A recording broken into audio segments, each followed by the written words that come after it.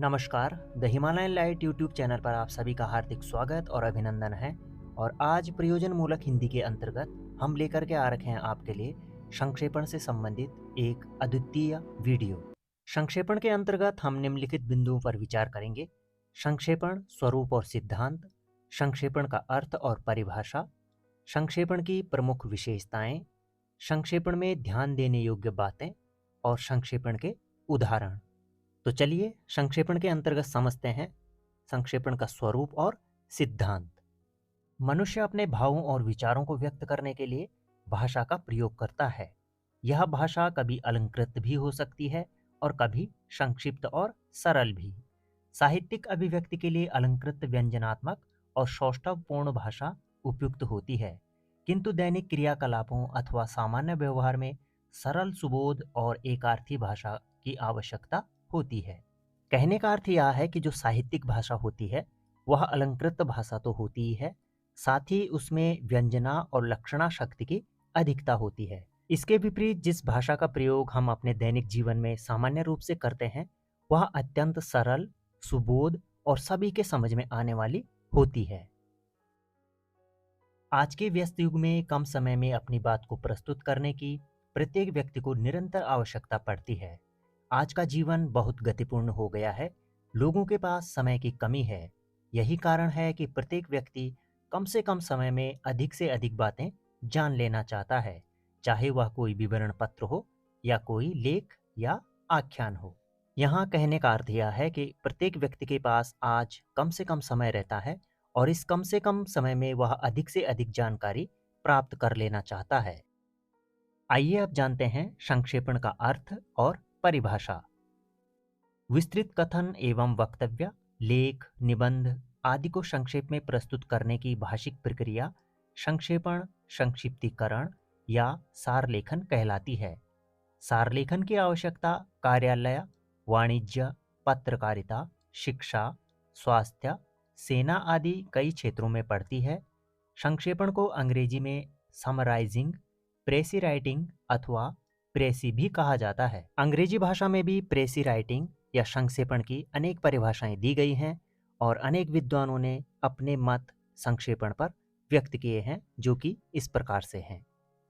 इन परिभाषाओं के आधार पर कहा जा सकता है कि किसी विस्तृत विवरण, व्याख्या, वक्तव्य, पत्र व्यवहार, लेख के मूल तथ्यों और निर्देशों को इस प्रकार से संयोजन करना कि उसमें अप्रासंगिक, अनावश्यक व अनुपयोगी तथ्यों को त्याग कर उसे प्रवाहपूर्ण और संक्षिप्त ढंग से प्रस्तुत करना संक्षेपण, सारलेखन या संक्षिप्तीकरण कहलाता है। आइए अब जानते हैं संक्षेपण की प्रमुख विशेषताओं के बारे में।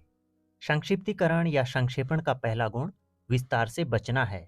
अनावश्यक और अप्रासंगिक अंशों के लिए इसमें बिल्कुल स्थान नहीं होता है। कहने का तात्पर्य यह है कि जब भी हम किसी भी गद्यांश का संक्षेपण करते हैं तो हमें उसको विस्तार से बचाना होता है कि उसमें हम अधिक विस्तार न दे करके अपनी बात को सीधे सीधे शब्दों में लिखें और उसे संक्षेप में बताने का प्रयास करें। इसका जो दूसरा बिंदु है वह है आवश्यक तत्वों की काट छांट करते समय इस बात का ध्यान रखना आवश्यक है कि कथन का मूल भाव नष्ट न हो और उसमें विचारों की समग्रता बनी रहे।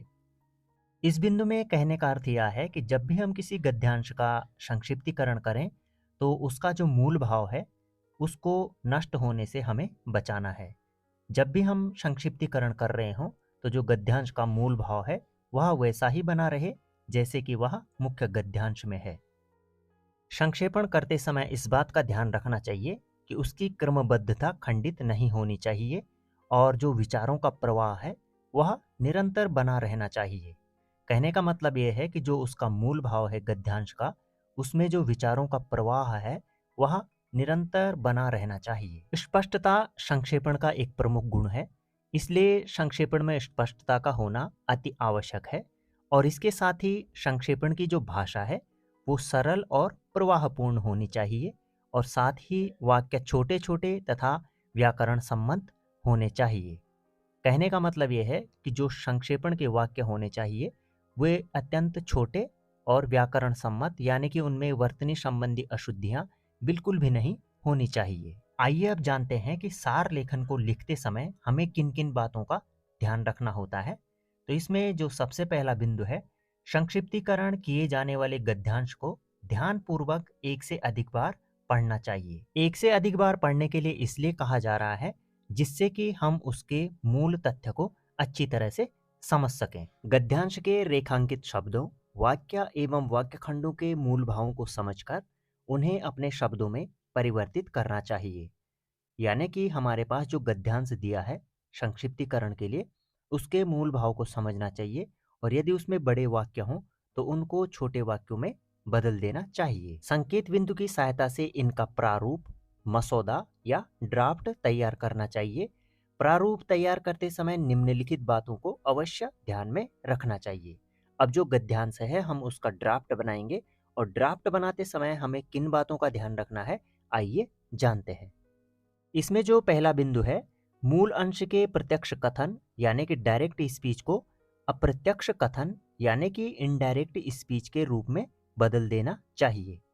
मतलब जो हमारे पास गद्यांश है जिसका हमें सार लेखन बनाना है, उसके डायरेक्ट स्पीच को हमने इनडायरेक्ट स्पीच में लिख देना है।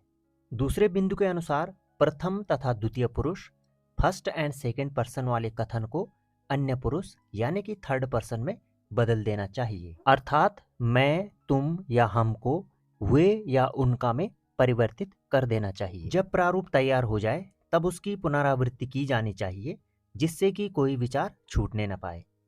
यानी कि जब हम मसौदा या ड्राफ्ट बना दें तो उसको फिर से पढ़ना चाहिए और उसमें यह देखना चाहिए कि कोई तथ्य छूटा न हो। शब्द संख्या 1/3 से अधिक नहीं होनी चाहिए। यानी कि जो मूल गद्यांश से हम संक्षिप्तीकरण कर रहे हैं, सार लेखन बना रहे हैं, वह 1/3 से ज़्यादा नहीं होना चाहिए। संशोधित प्रारूप, जिसे कि हम रिवाइज्ड ड्राफ्ट भी कह सकते हैं, को पुनः स्पष्ट शब्दों में लिखना चाहिए। इसके बाद अंतिम प्रारूप को पढ़कर शीर्षक पर विचार किया जाना चाहिए और छोटा सा शीर्षक इस प्रारूप के बाईं ओर लिख लेना चाहिए। अंतिम प्रारूप यानी कि जो फाइनल ड्राफ्ट है के दाहिनी तरफ प्रारूप की शब्द संख्या अंकित करनी चाहिए। आइए अब संक्षेपण के एक उदाहरण को देखते हैं कि संक्षेपण किस प्रकार से किया जाता है।